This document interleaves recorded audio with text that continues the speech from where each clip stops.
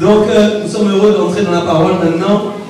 Et j'ai expliqué à l'église l'importance en fait de la saison qui vient de commencer et qui a commencé en fait depuis hier, parce que nous avons commencé sur un message hier soir qui était important. Et de juillet à septembre, j'ai expliqué à l'église que nous sommes dans une saison et donc dans un thème qui s'appelle entrer dans la vision. Ok? J'ai expliqué beaucoup de choses hier soir qui étaient très importantes et j'ai aussi demandé à l'église, en tout cas aux membres de cette église, d'être vraiment présents un maximum à l'église. Pourquoi? Parce que Dieu en fait va nous révéler son plan qui est lié à la vision qu'il veut accomplir. Et cette vision qu'il veut accomplir, c'est une vision pour la Guadeloupe. Ok? Dieu est en train de me parler en fait dans ce moment. Et je crois que pendant tous les week-ends qui vont suivre, jusqu'au mois de septembre, après Dieu nous dira encore les directives, je vais en fin de compte parler de différentes facettes de la vision. Donc hier soir, j'ai parlé en fait de l'importance de la relation entre le berger et ses brebis. Nous avons parlé, vraiment c'était profond hier soir. Très important, un message vraiment très important. Nous avons expliqué la relation entre le berger et la brebis, qui doit instaurer en fait une relation saine pour l'avancement de l'église. Ok? Nous avons vu effectivement que pour qu'un berger travaille bien, il faut aussi qu'il y ait des brebis qui soient faciles.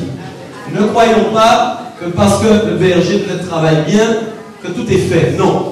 Vous êtes aussi membre du corps de Christ et donc porteur de la vision. Amen.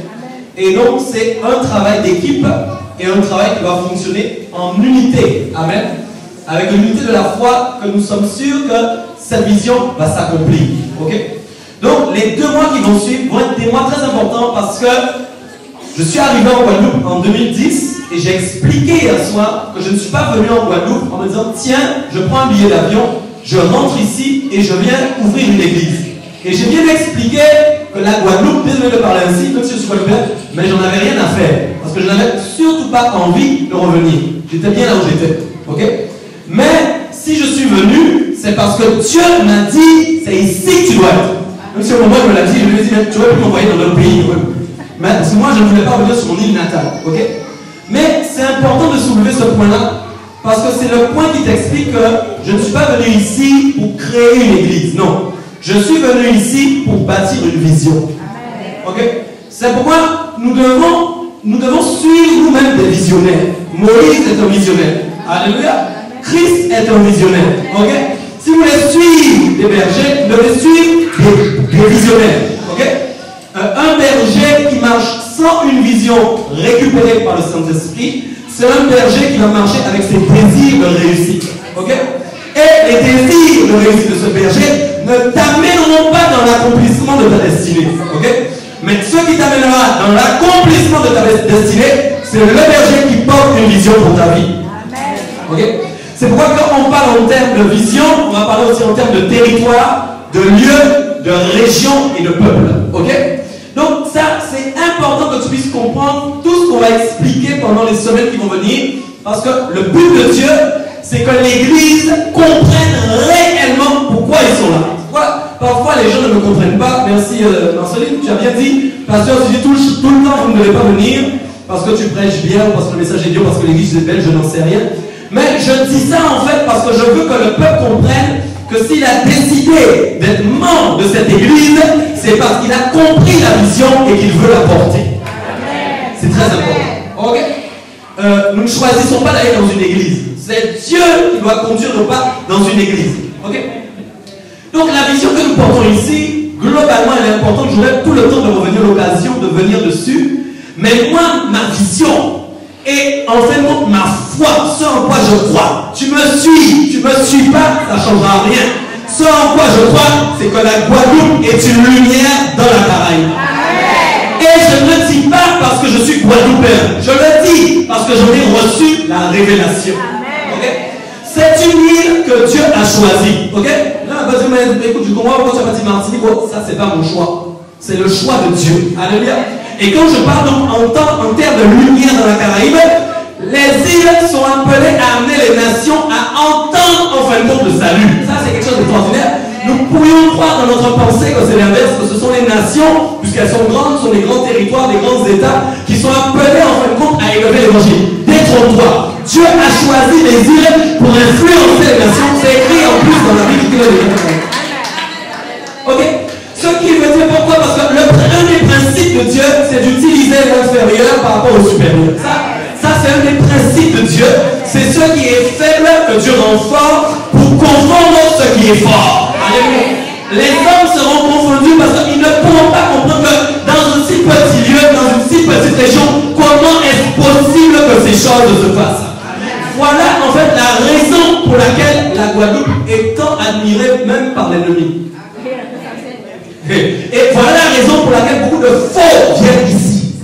Écoute, mais donc j'aurai le temps, dans la vision, je vais t'expliquer, il y a plusieurs facettes que je vais expliquer, notamment aujourd'hui la vision de la bergerie, si j'ai le temps de tout voir. Je parlerai aussi de la vision du feu que Dieu est en train de me révéler, parce que le feu a une importance capitale pour le réveil. Je parlerai aussi de la vision de l'accouchement, ok, j'avais dit que j'en aurais parlé aujourd'hui, mais j'en parlerai pas aujourd'hui. Mais dans la vision de l'accouchement, vous allez comprendre, je vous assure, vous allez comprendre pourquoi vous avez vécu tout ce que vous avez vécu jusqu'à ce jour. Ceux qui ont été blessés par défaut, vous allez comprendre pourquoi ça s'est fait. Ceux qui ont connu plein d'églises, qui ont coulé, qui n'ont plus existé, vous allez comprendre pourquoi ça s'est fait. C'est à cause de la vision de l'accouchement. Alléluia. Donc, j'aurai le temps de parler de toutes ces facettes qui sont très importantes par rapport à l'accomplissement de la vision et par rapport à ce que Dieu veut faire. Alléluia. Mais je t'assure, ce qui est en train d'arriver, personne ne pourra l'empêcher. Il y a peut-être des gens qui attendent ça depuis des années. Je te le dis, ça va s'accomplir, ça va se réaliser. Avec même ou sans toi, ça se fera. C'est pourquoi nous devons bien saisir ce que nous voulons dans la vie avec l'Éternel. Alléluia. C'est une période où vous devez savoir ce que vous voulez. Pourquoi vous êtes là? Pour quelle raison? Qu'est-ce que vous avez décidé de faire? Alléluia. Amen.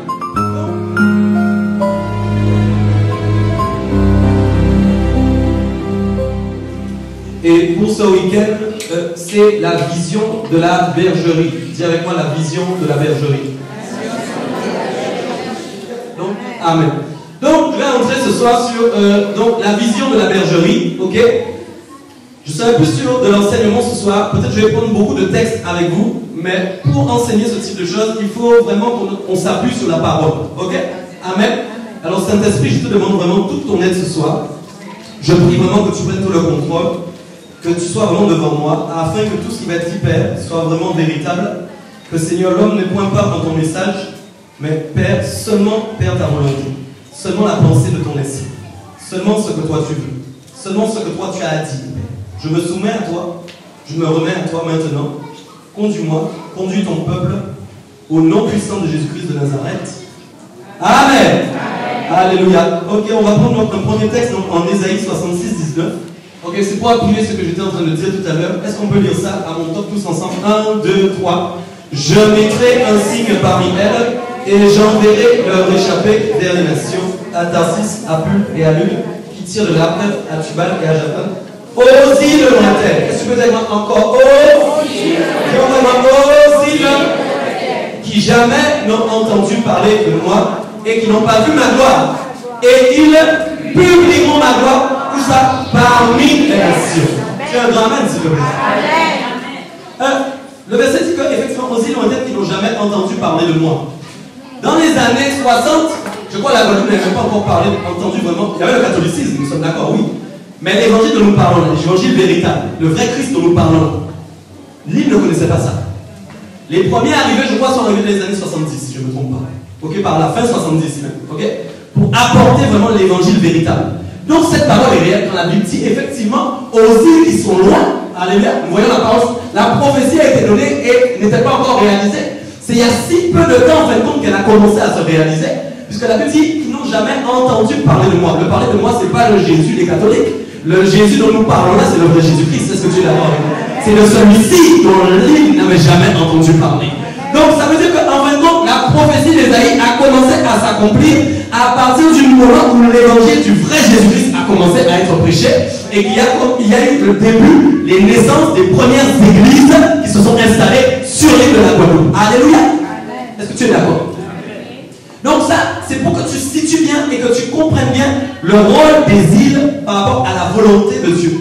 Et il dit encore, elles vont publier ma gloire parmi les nations. Ça, c'est incroyable. Une publication. Je ne sais pas si tu sais quand les magazines sortent, publient quelque chose. Les gens ont les journaux et tout le monde le voit. Ça veut dire que l'île de la Guadeloupe est appelée à publier, comme sur un journal, la gloire de l'Éternel. Ça veut dire que tout le monde va entendre parler de Dieu à cause d'une île. Même des extrémités de la terre. Peut-être toi, consciemment, tu te dis, mais comment c'est possible? Mais pourtant, c'est possible. C'est possible. En tout cas, c'est ce que Dieu a décidé de faire. Amen. Et nous rendons gloire à Dieu pour ça. Et je vais appuyer aussi sur un autre verset qui est important. Donc, Jean 10, verset 16. J'ai encore d'autres brebis qui ne sont pas de cette bergerie. Celles-là, il faut que je les amène. Elles entendront ma voix. Et il y aura un seul troupeau et un seul Dieu. Amen. Ok. Donc, dans la vision des îles, Dieu parle aussi. Dieu parle à un peuple. Amen. Et nous savons que Jésus-Christ est le souverain berger. Amen. Mais Jésus-Christ n'est pas sur la terre en chair en os pour vous diriger. Alléluia. C'est pourquoi il a choisi des serviteurs et des servantes qui sont appelés eux-mêmes à devenir des bergers. Alléluia. Et qui ont le rôle, en fin de compte, de guider le peuple. Et une des clés de la vision, c'est que tout le troupeau n'est pas encore entré dans la bergerie. C'est pourquoi, en fait, Jésus-Christ n'est pas encore revenu. Et que donc la prophétie doit totalement se réaliser. C'est quand le troupeau va commencer réellement, ceux qui sont encore dehors, et qui vont commencer à entrer, en fait, dans la bergerie, et qui seront guidés par des serviteurs qui ont réellement la vision de Christ, qui sont là réellement pour prêcher la vérité, qui sont là réellement pour conduire le peuple, qui ne sont pas venus pour leurs propres affaires, mais qui sont venus pour les affaires de Dieu. À ce moment-là, des témoins vont commencer à s'allumer sur l'île. Il y aura des lumières dans chaque coin de cette île, et la réalisation de la prophétie va commencer à s'accomplir. Alléluia. C'est pourquoi nous sommes dans un temps spécial. Dis avec moi temps spécial. Dis avec moi saison spéciale. C'est ça. Alléluia. Nous sommes dans une saison spéciale, un temps spécial que Dieu avait prévu d'avance. Au moment où tu étais dans la galère, tu ne savais pas encore que Dieu allait faire ce que je suis en train de te dire ce soir. Mais Dieu était en train de te former et de te préparer. Je dis bien, si tu n'es pas de ceux qui font partie de la catégorie des béliers et des boucs, c'est-à-dire ceux qui en fait posent des problèmes eux-mêmes, si tu es vraiment une brebis, je te dis quelque chose, tu es appelé à entrer dans la vision. Tu es appelé à vivre cette vision. Vous devez bien comprendre, il y a deux choses aujourd'hui qu'on voit. Il y a des gens qui viennent à l'église qui disent, mais le pasteur a été méchant, il a été mauvais, mais en fait c'est eux qui étaient mauvais. Et parfois il y a réellement des pasteurs qui étaient méchants et mauvais. Ça c'est deux catégories. C'est pourquoi il faut distinguer les vrais bergers et il faut distinguer les vrais brebis. C'est quoi l'Éternel dit lui-même, il fera le tri entre brebis, béliers et boucs. Est-ce que tu me comprends bien? C'est une réalité, c'est une vérité. Il y a des gens qui deviennent brebis, des gars encore les corps. Le résultat n'est pas bon. Alléluia. Alléluia. Amen. La vision se fait avec un vrai berger et des vrais brebis. Amen. Pourquoi je dis toujours, s'il te plaît, sois facile avec moi pour que les choses soient faciles. Si tu es difficile avec moi, les choses seront difficiles. Amen. Alléluia. Oh papa, tu es bon. Amen. Donc ça, c'était vraiment mon introduction. Et à travers la vision, j'aimerais vraiment que vous ayez la conscience d'un point qui est vraiment très, très, très important. Peuple de Dieu. Si je pouvais secouer comme un orangina pour que nous puissions comprendre, je l'aurais fait. Tu dois saisir que Jésus-Christ revient. Je sais qu'on dit depuis longtemps qu'il revient chaque jour. Je sais tout ça. Mais je t'assure, il revient. Amen. Tu devrais l'accorder déjà.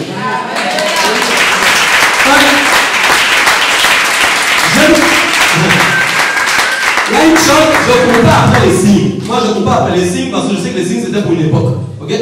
L'Esprit de Dieu est là en nous. Amen. Et nous n'avons pas besoin de signes. Mais il y a certaines choses parfois que je prends en compte juste quand l'Esprit me dit ça, prends ça en compte. J'ai lu récemment sur un article, je suis tombé par hasard, qui parlait de la Caraïbe. Écoute bien. Et les scientifiques ont entendu un coup, ils entendent en ce moment, un coup de sifflet. Écoute bien ce que je dis. Il y a un coup de sifflet dans la mer des Caraïbes qui sont pour l'instant incapables réellement d'expliquer. Ça siffle. Audiblement, tu ne l'entends pas, mais les satellites l'entendent. Est-ce que tu me suis bien de ce que je veux dire? Moi, je te dis quelque chose. Dieu est en train de siffler la Caraïbe.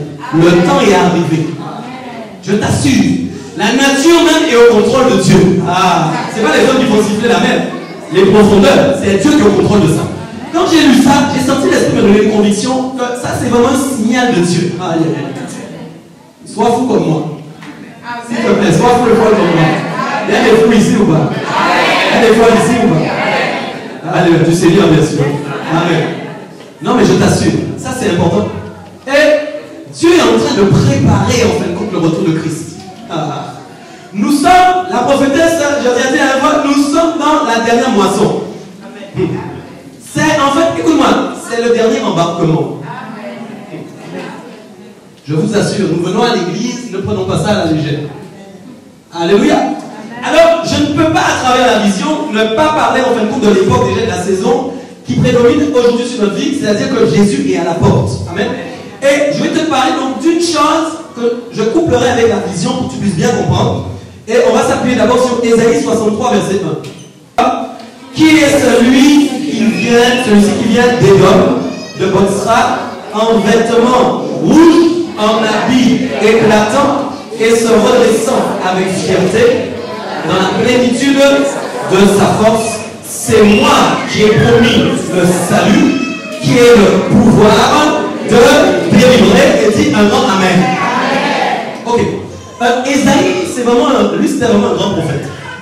Les prophéties qu'il a données sont vraiment palpables et véritables par rapport à ce que nous vivons. Il y a un nom qui est donné ici, on dit, mais qui est celui qui vient d'Édom? Dis avec moi, Édom. Édom, en fait, était en fait un État, une population qui était en fait l'ennemi de Jérusalem. En fait, en gros, l'ennemi de Dieu. Ils étaient vraiment, c'était l'ennemi du Seigneur. Amen. Et quand Isaïe a prophétisé, il a dit, qui est celui qui vient d'Édom? Et il a ajouté de Botsra, en fait, Botsra qui est en fait la capitale d'Édom. Ok? Dans la signification d'Édom, Édom veut dire rouge. Ok? Et Botsra veut dire bergerie ou encore enclos. Suis-moi bien. Et Isaïe commence à dire, mais qui est celui qui vient d'Édom de Botsra? Donc en fait, il y a quelqu'un qui arrive en fait d'une bergerie rouge. Qui est-il? Alléluia. Et ici en fait, il est en habit éclatant. Il se redresse avec fierté dans la plénitude de sa force. C'est Jésus-Christ de Nazareth. Alléluia. Et donc, le fait que Botsra, en fin de compte, veut dire enclos et bergerie, et que Édom veut dire rouge, ce n'est pas un hasard. Alléluia. Parce que Édom étant en fin de compte l'ennemi du peuple de Dieu. Ok? Dieu parle en image dans la Bible, puisque ces peuples-là sont passés dans l'Ancien Testament. Mais aujourd'hui, Édom existe toujours. Alléluia. C'est-à-dire que les ennemis du peuple de Dieu, c'est Édom. Alléluia. Est-ce que tu comprends?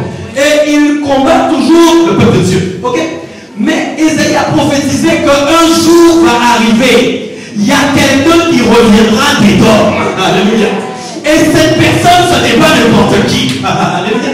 Cette personne, c'est Jésus-Christ de Nazareth. Et la Bible dit qu'il arrive avec des vêtements rouges. La couleur de ces vêtements n'est pas due au hasard. Alléluia. Parce que dans la parole, tu vas comprendre qu'il y a deux types de sang. Et j'expliquerai aussi qu'il y a deux types de feu. Mais ça, j'aurai le temps de venir avec toi sur ça. Il y a le sang de Christ qui a coulé pour nos péchés et qui nous a amenés maintenant à devenir qui nous sommes. Mais il y a le sang qui va couler, qui sera le sang de nos ennemis. Le peuple qui n'aura pas choisi de suivre Dieu et qui aura choisi de suivre l'ennemi jusqu'à la fin. L'Éternel dit que Jésus-Christ va sortir de ce lieu et le sang de ce peuple sera sur ses vêtements. Oh. Ça, vous devez comprendre, on ne doit pas jouer maintenant. Tu dois bien savoir dans quel clan, et je t'ai expliqué que Botsra veut dire enclos bergerie. Ça veut dire en fait la révélation qu'il y a deux types de bergerie. Il y a la bergerie où il y a le vrai peuple de Dieu qui est dedans, et il y a en fait la bergerie qui est en fait le peuple qui est contre Dieu. Et cela revient depuis à l'époque de Ésaü et de Jacob. La Bible dit que quand Ésaü et Jacob étaient dans le ventre, ils se battaient tous les deux dans le ventre. Alléluia. Mais qu'est-ce qui s'est passé? Celui qui était appelé, qui était l'aîné, qui est sorti le premier, qu'on appelle Ésaü. Ésaü veut dire qu'il est rouge. Une couleur rouge. Alléluia. Et la Bible dit qu'il y avait un autre qui tenait son talon. Alléluia. Qu'au moment où il sortait, il voulait arracher déjà la bénédiction. Ce qui signifiait qu'il y avait deux peuples. Dis avec moi deux peuples. Deux peuples. Le premier peuple, c'est celui, effectivement, qui était là dans la descendance d'Ésaü. Alléluia. qui étaient appelés à être supérieurs en nombre. Amen. Mais ceux qui sont descendants de Jacob, qui ont tenu le talent d'Ésaü et qui ont récupéré le droit d'aînesse, ils sont en nombre inférieur. Mais la chose qu'il y a, c'est qu'on les appelle les violents du royaume, qui vont s'emparer du royaume et qui vont entrer par la porte étroite. Oh papa, écoute-moi bien, Chakrababasso. La porte est étroite. Tout le monde ne peut pas entrer. C'est pourquoi il y a une sélection. La Bible nous enseigne, oh papa, qu'au moment même, écoute, Jacob même et Ésaü ont été séparés à cause des richesses qu'ils transportaient. La Bible dit qu'ils transportaient tellement de richesses, il a commencé à avoir une lutte entre les serviteurs de Jacob, les serviteurs d'Ésaü. Qu'est-ce qui s'est passé? À la croisée des chemins, chacun a pris un chemin pour qu'il y ait pas de problème. C'est ce que tu es en train de vivre. L'Éternel te dit ce soir, tu es à la croisée des chemins, c'est le moment où tu vas te séparer de certaines choses, parce que le Seigneur Jésus-Christ va revenir. Si tu restes attaché à certaines choses, tu ne pourras pas t'en séparer et tu risques de perdre ton salut ou alors d'être sauvé comme à travers du feu. C'est pourquoi j'expliquerai les deux types de feu, la salaison du Seigneur qui amène le feu pour assaisonner et le feu qui assaisonne ceux qui doivent être purifiés, qui doivent garder le feu, et le feu qui doit brûler ceux qui n'ont pas choisi Jésus-Christ. Oh papa, Chakaba. Oh Seigneur. La vision est importante. Dis avec moi, la vision est importante. Nous ne sommes pas en train de jouer. Si tu es là pour jouer, tu es en train de perdre ton temps, il faut aller ailleurs. Je te le dis, nous ne pouvons pas jouer. Ok? Ce que Dieu demande à cette église, c'est un travail avec lequel on ne peut pas jouer. Dis avec moi, je ne peux pas jouer. C'est la vérité. Ce n'est pas le temps des distractions. Ce n'est pas le temps de perdre avec des routines. C'est le temps d'être axé. Tu dois écouter la voix de Dieu.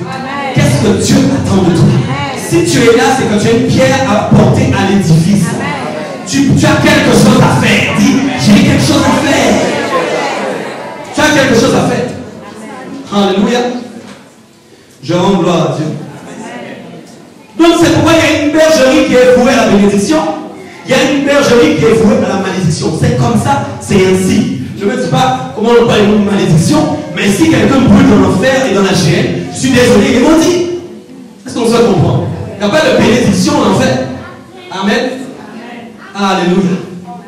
Donc c'est pourquoi il dit que Jésus revient, alléluia, il sort de ce lieu, parce que ce sera en fin de compte un temps de jugement qui sera prononcé. Alléluia.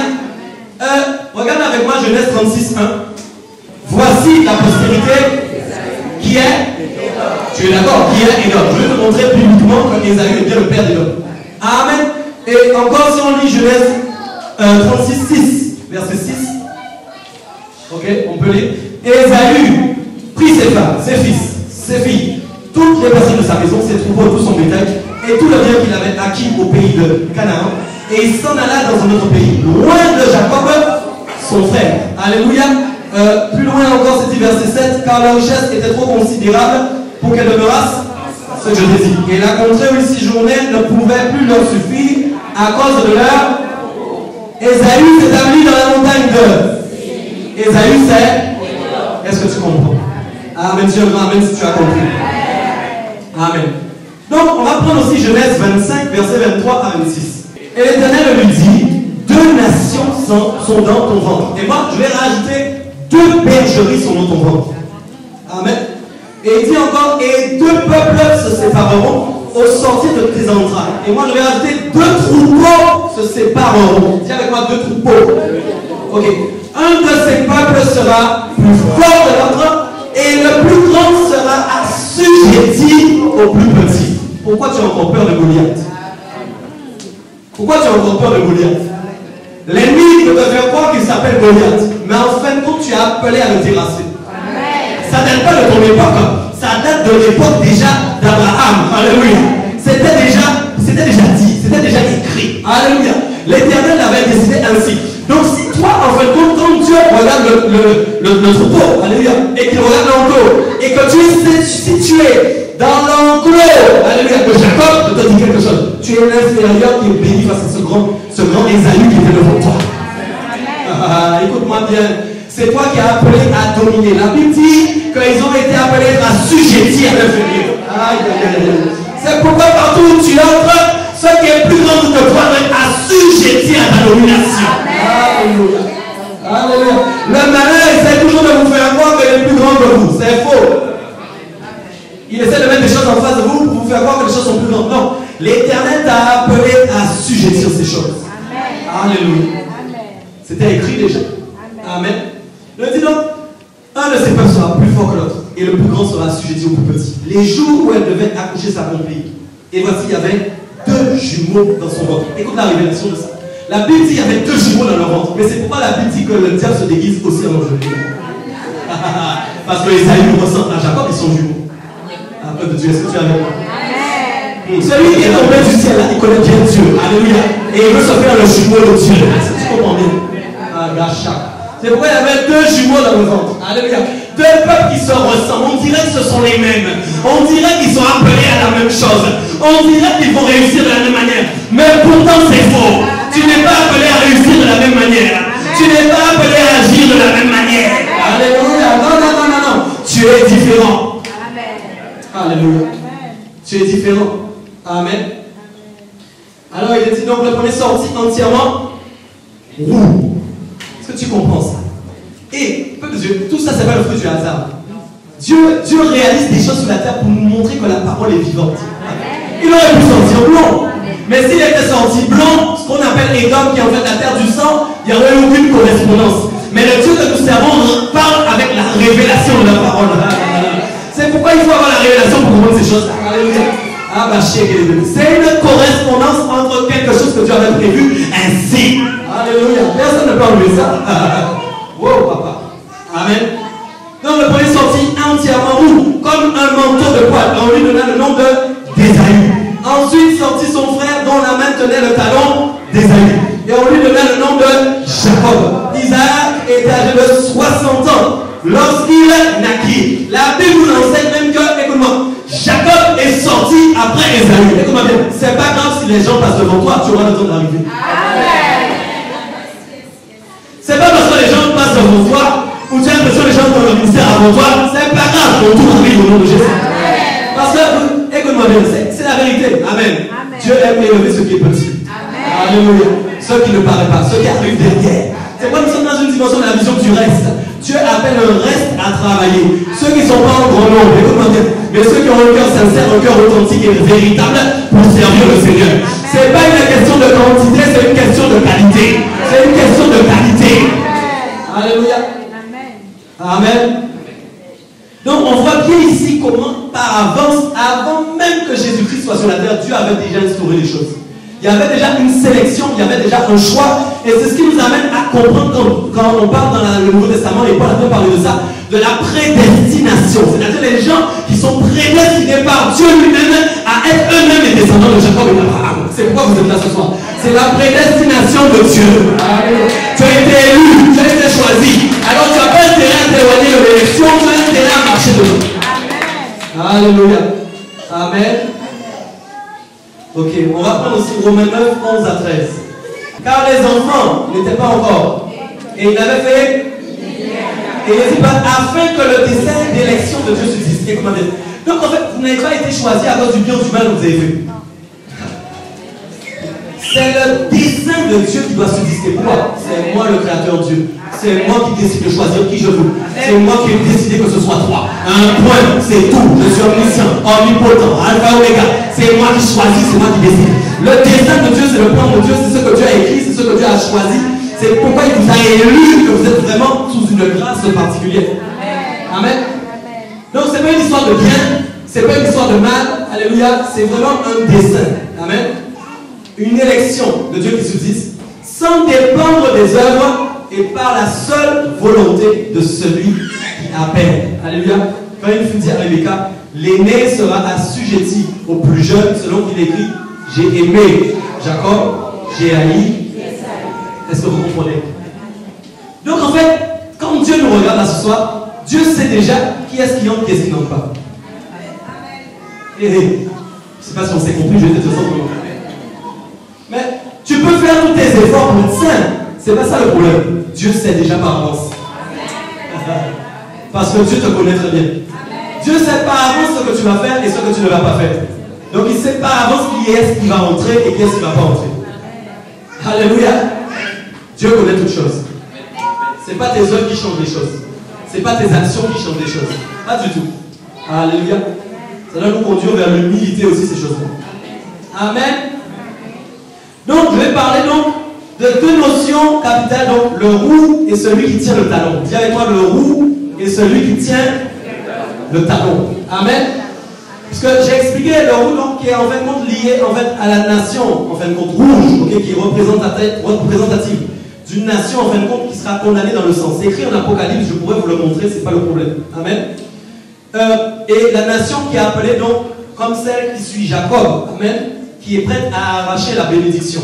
Parce que, il faut savoir une chose, nous devons avoir des repères et des exemples qui sont nos pères. Votre père Jacob, amen, a arraché la bénédiction. Vous avez intérêt à les arracher la bénédiction aussi.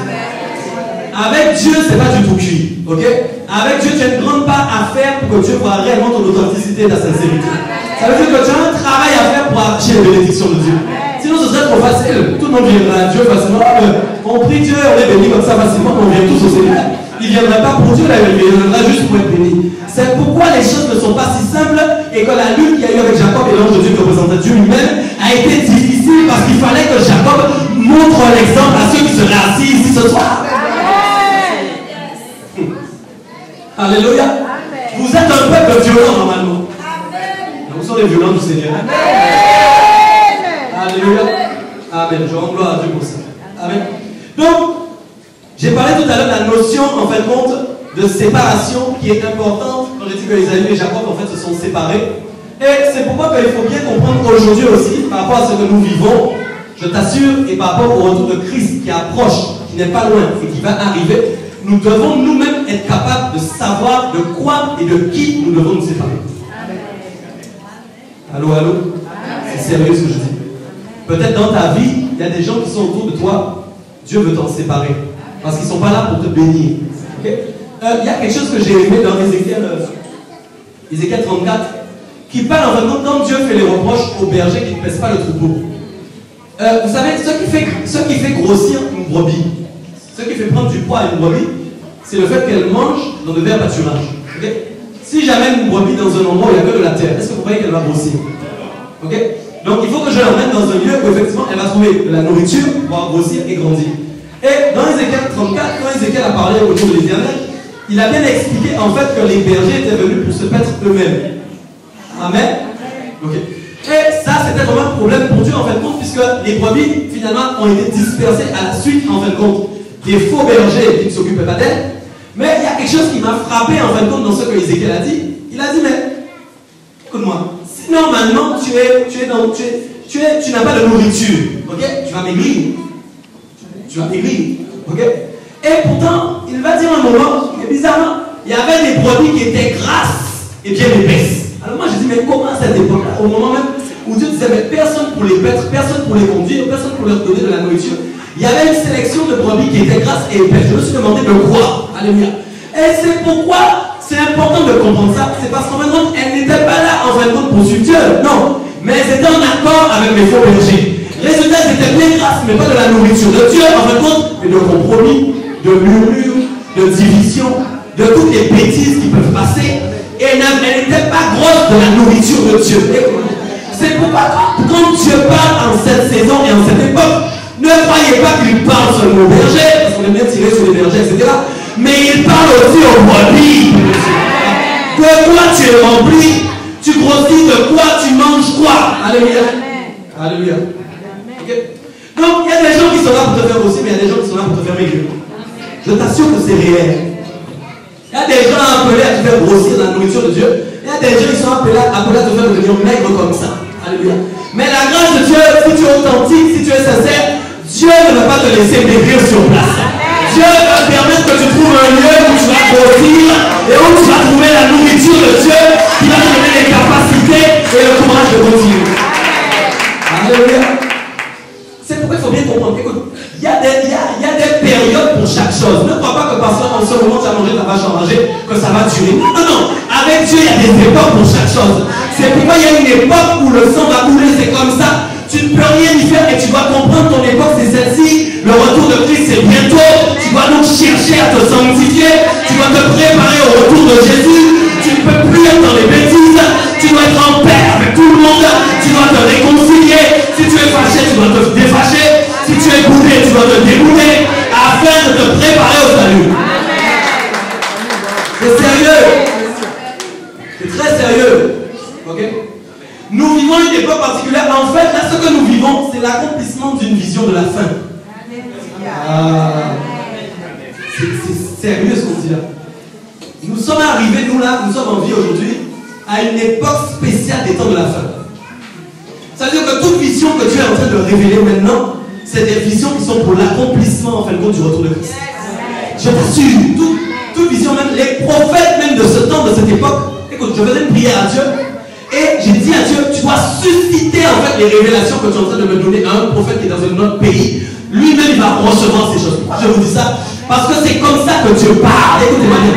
Les prophètes qui sont des vrais prophètes vont recevoir ces choses-là par rapport à l'île de la Guadeloupe. Nous n'aurons pas besoin de les publier. C'est quelque chose que Dieu va créer lui-même en connexion divine. Je t'assure, c'est réel. Amen. Donc, c'est une œuvre de Dieu. Ça ne dépend pas des hommes. Alléluia. Alors, dis avec moi, je vais me séparer. Alors, comme mon thème c'est la vision de la bergerie, tu as bien compris. Donc quand on parle en termes de vision, on parle en termes de vue et donc en termes de conduite. Ok? Donc toi-même, tu dois avoir la capacité suite à ce message de voir réellement dans quel enclos tu rentres tous les jours. Pose-toi la question, est-ce que tu rentres réellement dans le bon enclos tous les jours? Parce qu'en fait, si tu n'es pas dans le bon enclos, tu as encore la grâce de pouvoir changer d'enclos. Tu as encore le temps de pouvoir changer d'enclos pour entrer dans l'enclos où Dieu veut te trouver. Alléluia. Pourquoi la vision de la bergerie est importante? Dieu, c'est une image qui est très grande parce que c'est l'image que Dieu a décidé de donner, berger, brebis. C'est une image très importante dans le cœur de Dieu. Alléluia. Amen. Donc, tout à l'heure, si on revient sur ce que je disais tout à l'heure en Ésaïe 63, on était au verset tout à l'heure 1, je vais aller plus loin. On va prendre le verset 2, Ésaïe 63, 2, parce que je veux que vous compreniez encore d'autres choses. Si tu es béni, dis-moi fort, je suis béni. Je suis béni. Dis-moi encore, je suis béni. Je suis béni. Amen. Alléluia. Ok, Ésaïe 63, 2. Ok, et lisons ensemble. Donc, pourquoi tes habits sont-ils rouges et tes vêtements comme les vêtements de celui qui foule dans la cuve? Ok, donc, mais Ésaïe lui-même, je crois, ne comprenait pas à ce moment-là ce qu'il voyait. Ok, à tel point qu'il a posé lui-même la question, pourquoi en fait la couleur rouge? Amen. Et il va dire, il va donner de comparaison. En fait, c'est une comparaison prophétique. Écoute bien. Il va comparer la description en fin de compte du vêtement rouge avec quoi? Il dit, comme les vêtements de celui qui foule dans la cuve. C'est pourquoi aussi, je t'apprendrai quelque chose, il y a deux types de raisins. Alléluia. Écoute-moi bien. Il y a le bon raisin en fin de compte. Le bon raisin, c'est-à-dire qui est lié en fait au bon fruit que toi tu vas porter. Parce que toi-même tu as été greffé en fin de compte sur le cep. Amen. C'est pour ça qu'on pense ça. Et en fait, si tu mûris bien, tu vas apporter en fin de compte un bon raisin. Alléluia. Ok? Un bon fruit. Ok? Mais maintenant, il y a un autre type de raisin qui d'ailleurs est révélé en Apocalypse, je vais être le 12 ou 13, je ne sais plus. Où vous savez, en Apocalypse, il y a des anges qui sont appelés par Dieu à dominer et à faire certaines choses. Dieu leur donne des clés pour faire telle ou telle chose. Vous vous rappelez ou pas? Soit il y en a qui ont autorité sur le feu, il y en a qui ont des fossiles pour couper, ok? C'est important. Donc la Bible dit, tout le monde me suit, je vois des gens froncer les sourcils. Ça va? Tu es béni? Tout le monde comprend? Amen. Que le Seigneur vous bénisse. Il dit donc, comme les vêtements de celui qui foule dans la cuve. Donc une cuve, c'est quoi? Une cuve, en fin de compte, je ne sais pas si vous avez déjà vu la cuve, quand les gens préparent le vin. Il y a cette espèce de grand baril, ok? Et à l'époque même, aujourd'hui il y a des machines, il y a des usines, tout ça. Mais à l'époque, les vignerons faisaient ça avec les pieds. Donc ils rentraient dans la cuve, tu sais quoi? Ils faisaient ça comme ça, ils écrasaient le raisin. Mais quand ils entrent dans la cuve, ils font une chose, ils ne ressortent pas blancs. Quand ils ressortent de la cuve, ils sont remplis de rouge. De la tête jusqu'aux pieds. À cause du raisin, en fin de compte, qui les a maquillés. Alléluia. Donc en fait, Esaïe va faire une comparaison entre ce qu'il est en train de voir et ce qu'il connaît dans le monde naturel. Alléluia. Parce qu'il y a le monde surnaturel et il y a le monde naturel. Alléluia. C'est pourquoi le prophète parle avec des images. Alléluia. Okay. Amen. Donc, il dit, mais tu sors de là, tu es habillé tout en rouge, mais est-ce que en fait tu as été foulé dans la cuve? C'est une question qu'il va poser. Amen. Et plus loin, il va dire, verset 3, disons, j'ai été seul à fouler au pressoir. C'est Christ qui parle. Il dit, j'ai été seul, ok, à fouler au pressoir. Et nul homme d'entre les peuples n'était avec moi. Je les ai foulés dans ma colère, je les ai écrasés dans ma fureur. Leur sang a jailli sur les vêtements et j'ai souillé tous mes habits, car un jour de vengeance était dans mon cœur et l'année de mes rachetés est l'année de mes rachetés est ah, Dieu amen. Donc ça va se passer à une époque où les rachetés, c'est nous, alléluia, l'heure des rachetés va sonner. Donc en fait, quand il est en train de dire que Édom, là, qui en fait pour la représentation de l'ennemi de l'Éternel, quand il va venir, il ne va pas jouer avec eux. Le Dieu. Jésus va écraser. L'image même qui est donnée est violente. Je ne sais pas si on peut nommer. Je ne sais pas si tu saisis. L'image est violente. Alléluia. Parce que ce ne sera plus le temps en fait de la repentance. Comment dire? C'est pas le temps de la repentance là. C'est pas le temps de la facilité comme nous vivons là aujourd'hui. Parce que nous disons que c'est difficile, mais en fait c'est facile. En fait c'est facile. Comme Dieu là. J'ai dit un truc trop Dieu là, les gens disent la même messe. C'est pas facile. En fait c'est facile. Mais lorsque Christ va revenir, les choses vont se compliquer. Tu n'as pas intérêt à être à terre. Tu n'as pas intérêt à être à terre. Tu n'as pas intérêt à être dans la cuve. Amen. Il a dit l'année de mes rachetés est venue. Je regardais verset 5 et personne pour m'aider. Voilà combien ce que Christ a dit. La prophétie qui parle de Christ. J'étais étonné et personne pour me soutenir. Alors mon bras m'a été en aide et ma fureur m'a servi d'appui. J'ai foulé des peuples dans ma colère. Je les ai rendus ivres dans ma fureur. Écoute bien. Et j'ai répandu le sang sur la terre. Tu peux être ivre du Saint-Esprit, gloire à Dieu. Mais si tu es ivre de la fureur de Dieu, là c'est un autre problème. Ok? C'est-à-dire que quand cette époque-là va arriver, la mort va être terrible. Alléluia. C'est pourquoi en fait maintenant tu vas comprendre la dimension, en fait le parallèle, amen, entre Ésaü le roux et la dimension du sang de la cuve. C'est une affaire d'enclos et de troupeau. Quand Dieu regarde la terre, soyons clairs, Dieu ne voit pas 10 troupeaux, il en voit 2. Amen. Allô, allô, allô, allô. Ça doit changer ta vision des choses. Je sais que le malin vient immiscer dans vos cœurs des sortes de principes. Des principes, je suis le 3e troupeau. C'est-à-dire celui qui est entre les 2 troupeaux. Vous savez, un troupeau, mais oui, on marche avec Dieu, mais en même temps, j'ai une patte dans l'enclos des élus. Tu me suis bien ou pas? Ce troupeau-là n'existe pas. Désolé, désolé. Dis avec moi, il n'existe pas. Il y a 2 troupeaux que l'Éternel regarde. 2. Soit c'est le troupeau du berger qu'on appelle Jésus-Christ de Nazareth, soit c'est le troupeau des hommes. Point à l'île. C'est clair. Ce soir-là, s'il y avait des principes bizarres dans ton esprit, au nom de Jésus, nous les brisons ce soir-là. Nous les brisons au nom de Jésus-Christ. La vérité vient maintenant, la parole et l'épée de l'épée. L'épée vient maintenant séparer Joshua et moi le nom puissant de Jésus. Il vient séparer tes pensées qui étaient mauvaises des fois de nom puissant de Jésus. Afin que tu vois clair dans ton esprit les choses de Dieu, que tu aies la vision claire des choses de Dieu au nom de Jésus. Alléluia. Dis avec moi, c'est une époque particulière. La vérité. Je vais encore te montrer maintenant comment les prophéties s'appuient même sur la vision que j'ai eue sur l'île de Patmos. Apocalypse 19, 11 à 16. Puis je vis le ciel ouvert et voici parut un cheval blanc. Ah, qui est là? Celui qui le montait s'appelle comment? Fidèle et véritable, et il juge et combat avec justice. Ses yeux étaient comme une flamme de feu, sur sa tête étaient plusieurs diadèmes. Il avait un nom écrit que personne ne connaît, si ce n'est lui-même, et il était revêtu de quoi? Lis avec moi s'il te plaît, c'est pas que est-ce que tu peux le relire avec moi? Redis-le encore avec moi. Un vêtement teint de sang. Est-ce que tu vois que la prophétie va se réaliser dans le futur? Au moment où Esaïe prophétise, il est dans le présent. Alléluia. Au moment où la vision d'Apocalypse est donnée, on est dans le futur. Et toi, tu es au milieu du passé et du futur. Tu es dans le présent de l'accomplissement. Et Dieu te montre ce soir que les choses vont se réaliser. Alléluia. Ça c'est la parole. Amen. Donc en fait, il dit, mais il est revêtu de vêtements tel de sang. Amen. Et la Bible dit encore, dans la vision que j'ai eue, son nom est la parole de Dieu. Dis avec moi, son nom est la parole de Dieu. Alléluia. C'est pourquoi en fait, nous devons comprendre ce qui compte aux yeux de Dieu pour cette époque, ce n'est pas les délivrances, ce n'est pas les guérisons, ce n'est pas les manifestations, c'est la parole.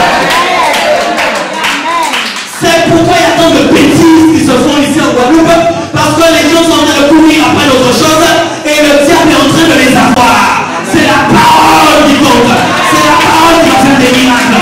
C'est ce que Dieu a décidé d'utiliser. C'est pas autre chose. C'est la parole qui transforme. C'est la parole qui guérit. C'est la parole qui change les vies. C'est la parole qui convertit. C'est la parole qui agit.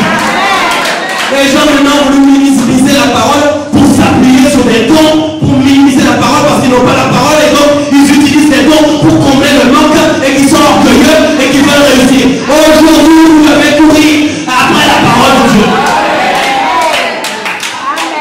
L'Éternel t'appelle brebis, il t'appelle donc à manger. L'Éternel t'appelle à manger. Vous devriez maintenant avoir le discernement. C'est une époque spéciale. Dieu est en train de te donner ce soir, alléluia. Et dans les 2 mois qui vont suivre, il va t'équiper d'une manière. C'est ce que Dieu m'a révélé. Toi-même, quand tu verras le faux, tu pourras dire aux gens c'est faux. Et voilà par A plus B pourquoi c'est faux.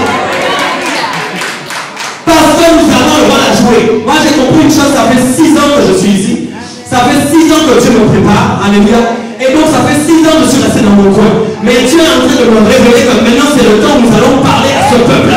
Parce que nous ne pouvons pas laisser le troupeau de Dieu se faire tuer par des faux bergers, des personnes qui sont là que pour leur pense et qui ne s'occupent pas du peuple de Dieu. Le peuple de Dieu, les vrais brebis sont appelés à rentrer dans l'enclos avant que Jésus de Nazareth arrive sur la terre. C'est pourquoi nous allons avoir beaucoup d'ennemis, je n'ai aucun problème avec ça. Mais je suis prêt au nom de Jésus. Et je veux que tu sois prêt aussi au nom de Jésus. Parce que ça va bouger, ça va bouger, ça va bouger, ça va bouger.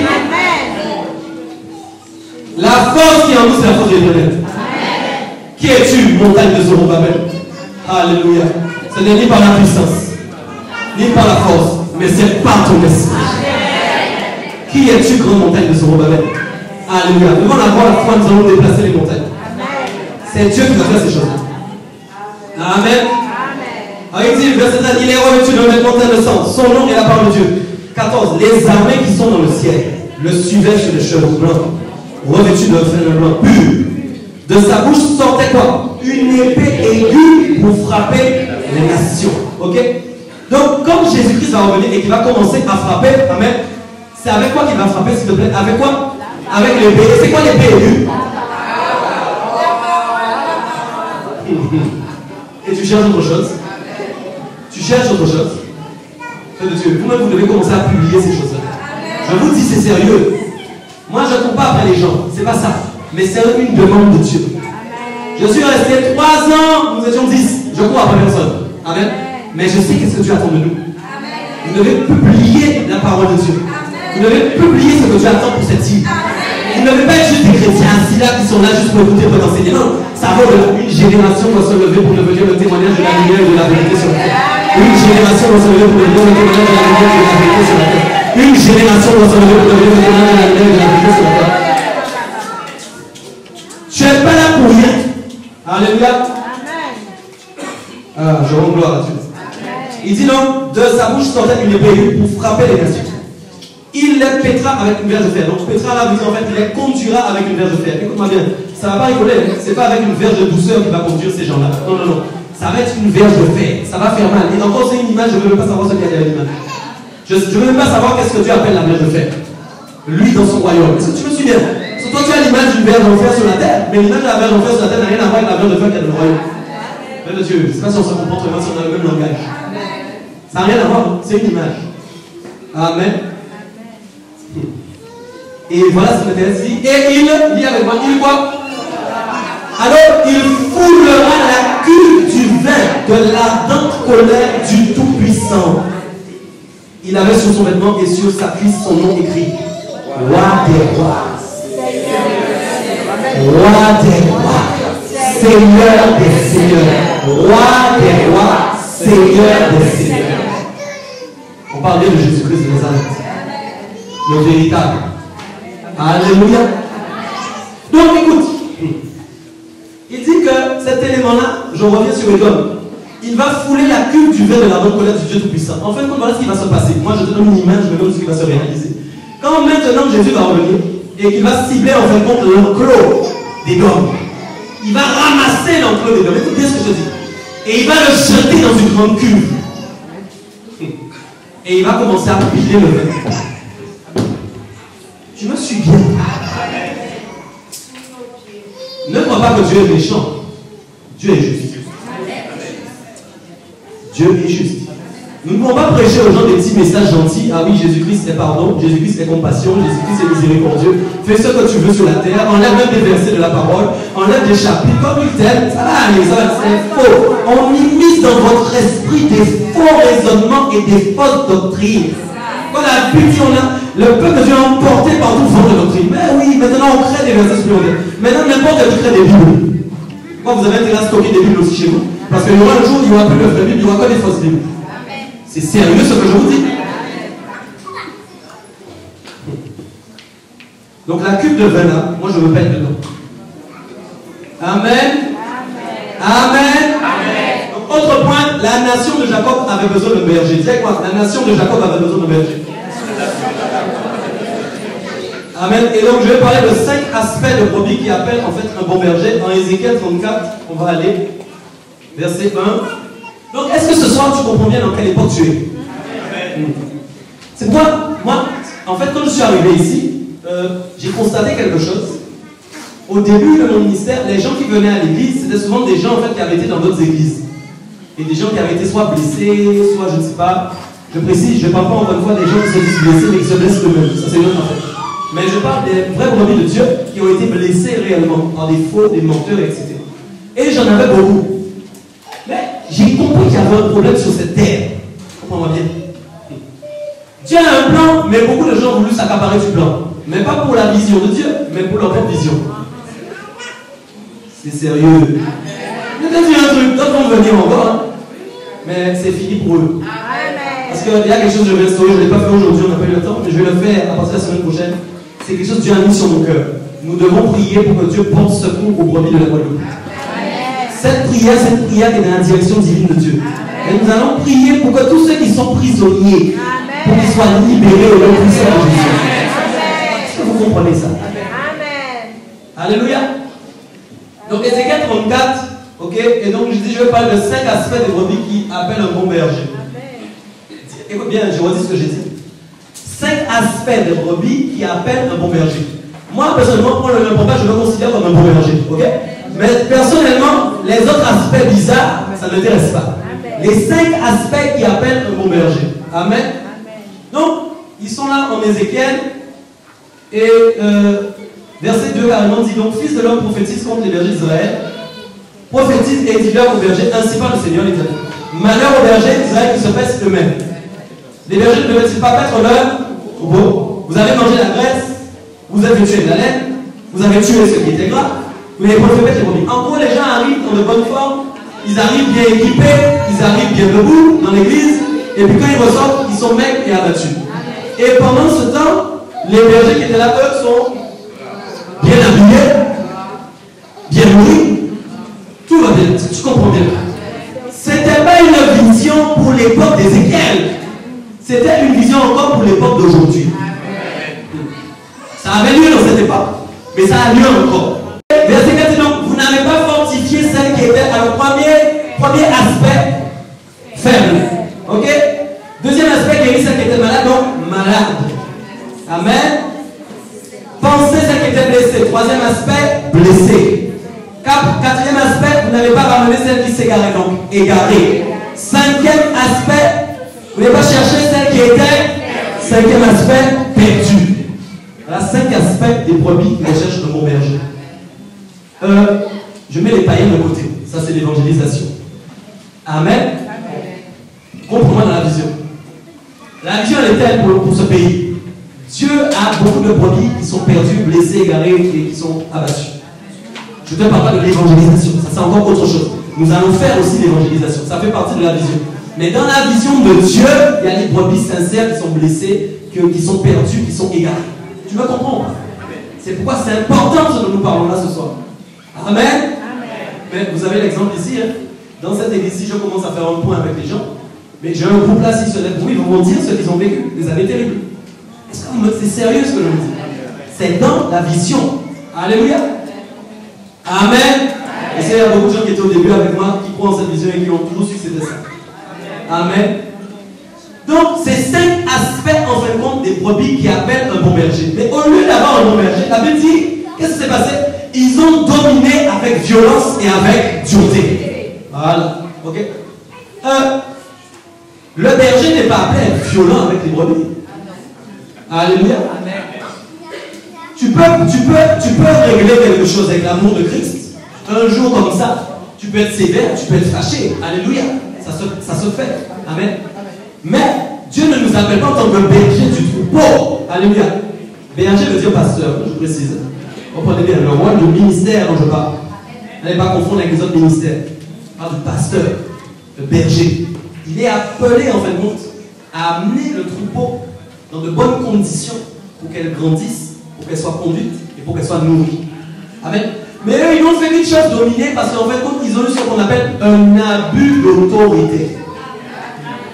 C'est pourquoi on ne doit pas déposer un mandat sur n'importe qui.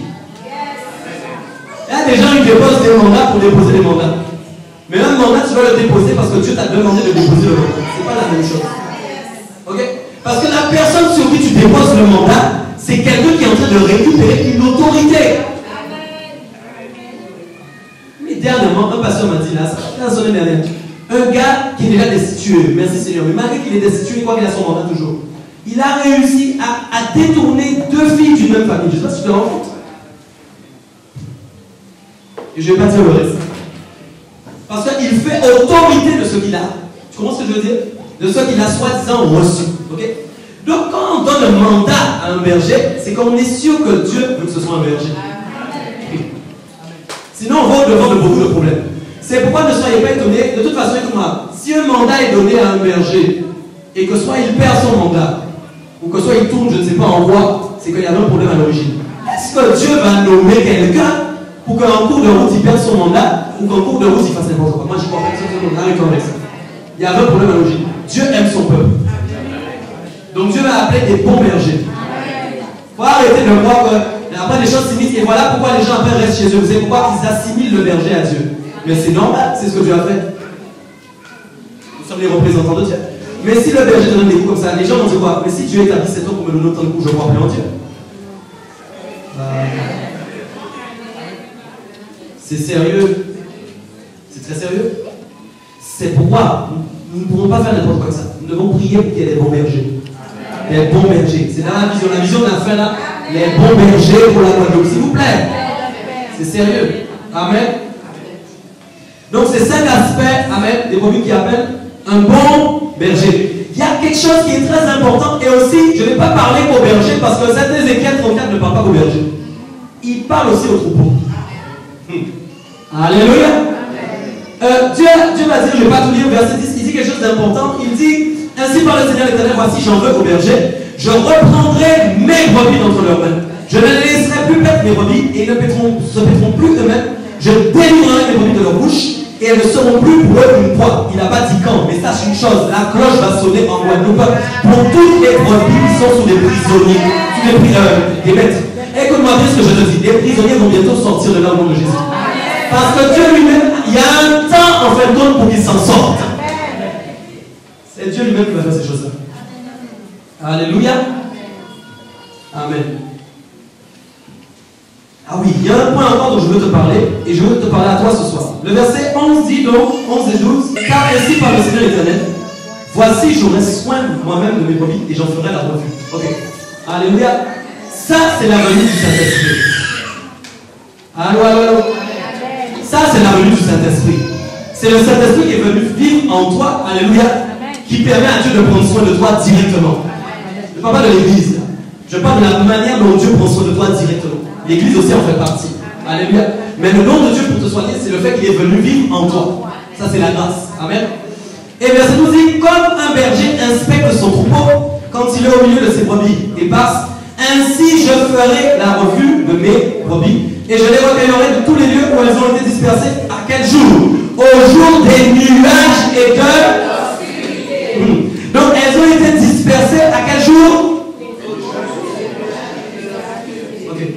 Donc en fait, quand les brebis sont dispersées, c'est qu'elles ne voient plus rien, elles sont perdues. Mais j'ai une nouvelle pour toi. Il y a un temps de nuages et d'obscurité, mais il y a un temps de soleil aussi. Il y a un temps de lumière. Est-ce qu'on se comprend ce soir? Et le nuage et l'obscurité a été amené en fin de compte par tous ces faux qui sont venus. Combien ce que je te dis?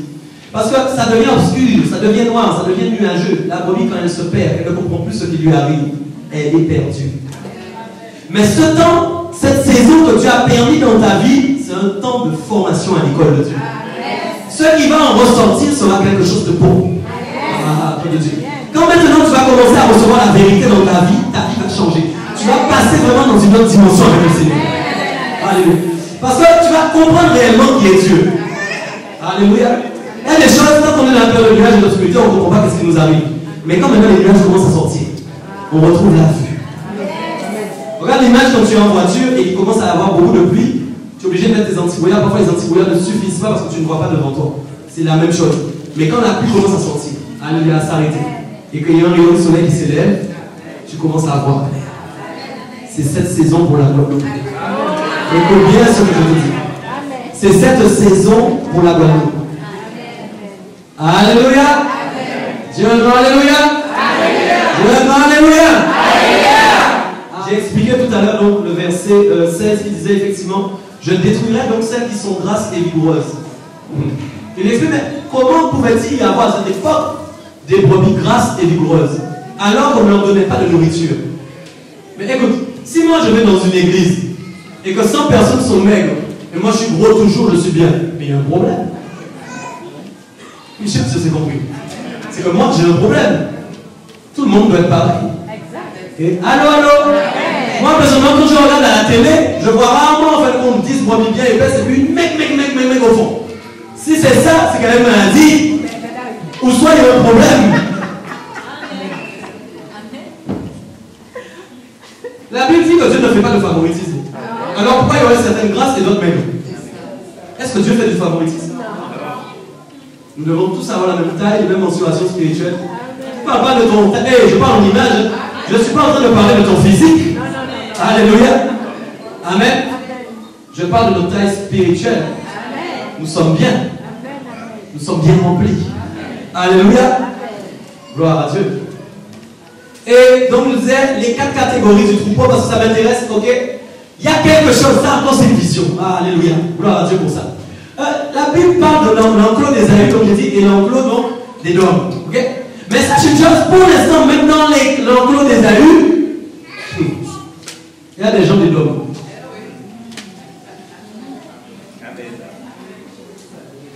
Je ne sais pas si on s'est compris. C'est pourquoi la Bible appelle le blé être séparé de l'ivraie. Pourquoi après on est dans la dimension de la vision du feu. Fait quoi? Amen. Il y a tout ça, c'est vraiment précieux. Amen. Parce qu'en fait, c'est une question d'époque et de saison. Donc, mais là, maintenant, je vais te dire quelque chose. Là, c'est pas l'époque, là, c'est l'époque vraiment. T'assures. Dieu va frotter. Écoute ce que je te dis. Parce que quand, pour ce type de vision qui doit être amenée à réalisation, le Seigneur va faire les choses en grand. Donc, je vais te dire quelque chose. Les faux ne pourront pas te dire dans le vrai. C'est la vérité ce que je dis. Donc, toi-même dans ta vie, si tu sens qu'il y a un truc bizarre, je t'assure, commence à prier dès maintenant pour que ça change. Parce que toi, tu vas être mal, tu ne vas pas comprendre qu'est-ce qui se passe. Alléluia. Donc, dans l'enclos là, mais regarde bien, Dieu parle à qui là dans Ézéchiel? Dieu parle de son peuple. Dieu parle de son troupeau. Et pourtant, il nomme des brebis qu'il va écraser. Alléluia. Dieu n'est pas en train de parler pour l'instant des deux enclos là-bas, il parle. Il parle de son enclos. Alléluia. Et il dit bien les bergers ont mal fait leur boulot. Et il parle maintenant du troupeau, il va donner 4 catégories, brebis et brebis, bouc et bélier. Et il va rajouter qu'il y a des brebis vigoureuses et grasses. Alléluia. Et il va rajouter, je vais les détruire. Peuple de Dieu, on ne joue pas. Est-ce qu'on se comprend ce soir? On ne joue pas. Comme on dit, garde-toi bien. Alléluia. Donc c'est pas possible. Alléluia. Tout le monde doit être pareil. Amen. Et là il parlait à un seul enclos, donc ce qui signifiait que dans cet enclos il y avait des gens qui étaient faux. En gros il n'y avait pas que des bergers qui étaient faux, il y avait aussi des gens qui étaient faux. Il y avait des brebis fausses. Alléluia. Probablement des brebis même qui suivaient, qui étaient d'accord avec ces bergers là. Et comme elles sont bénies parce qu'elles sont assises à côté d'eux, je sais de quoi je parle, je suis sûr de ce que je dis. Ça se fait. Ça se fait. Ça se fait. Amen. Alléluia. Je vais dire 4 catégories, donc brebis, brebis et bélier. Il y a quelque chose qui est bien, c'est que d'abord la première, il dit bien entre brebis et brebis. Ça déjà c'est inquiétant. Ça veut dire qu'il y a des brebis qui ressemblent à des brebis, mais qui en fait ne sont pas des brebis. Donc si j'enlève la laine, je ne sais pas qu'est-ce que je vais trouver. Un chien enragé. Vous rigolez, mais c'est ça. Un coyote. Alors moi j'occupe tourneuse pour peler la laine. Mais là, moi ce que je sais, il vaut mieux tomber entre les mains du diable que tomber entre les mains de Dieu. Ok? Alors encore une fois, réfléchis bien. Alléluia. Donc c'est pourquoi je te disais, déjà première, brebis et brebis. Okay? Donc des gens qui ressemblent à des brebis mais qui ne sont pas des brebis. Et puis encore, il a dit maintenant des béliers. Tu as vu les comptes du bélier? Combien ils sont? Ouais. Quand il te donne un coup de corne dans ton ventre avec ça, tu fais un vol plané au moins sur 10 mètres. Ok? Mais apparemment, il y avait, dans le peuple là, dans l'enclos, là, il y en avait. Et sûrement, elle devait bousculer beaucoup de monde. Amen. Et il va rajouter encore des boucles. Encore une 4e catégorie. Alléluia. Alors le bon berger ne vient pas pour des boucs et des béliers, ni pour des fausses brebis. Il vient pour des brebis, point. Allô. Il vient pour des brebis. Donc la vision de l'accomplissement que nous parlons là, c'est pour un berger et des brebis. Amen. Amen. Alléluia. Je vais finir sur le dernier point que je vais appeler le trouble. Le verset 18 qui nous dit donc: est-ce trop peu pour vous de mettre dans le bon pâturage pour que vous fouliez de vos pieds le reste de votre pâturage? Dieu parle de qui? Dieu parle en fin de compte des brebis grasses. Suis-moi bien, il ne parle pas au berger là. Et écoute bien, reviens avec moi. Vous êtes là toujours ou pas? Il dit même, je détruirai celles qui sont grasses et vigoureuses. Je veux les paître avec justice. Et vous, mes brebis, ainsi parle le Seigneur éternel. Voici, je jugerai entre brebis, entre béliers et boucs. Est-ce trop peu pour vous de paître dans le bon pâturage? En gros, il est en train de dire, je vous ai emmené au départ dans un bon pâturage. Normalement, c'était bon. Amen. Apparemment, ce n'est pas suffisant. Et qu'est-ce qui se passe? Qu'est-ce que vous faites au lieu d'être bien? Qu'est-ce qui se passe? Les gens viennent à l'église, il y a la parole, tout se passe bien. Mais écoutez, si la parole est prêchée, que vous êtes nourris, vous êtes bien nourris. Mais apparemment, pour certains, ce n'est pas suffisant. Écoutez ce que je dis. Et il va rajouter donc, est-ce trop peu pour vous de paître dans le bon pâturage pour que vous fouliez de vos pieds le reste de votre pâturage? Le pâturage, c'est le terrain de la nourriture.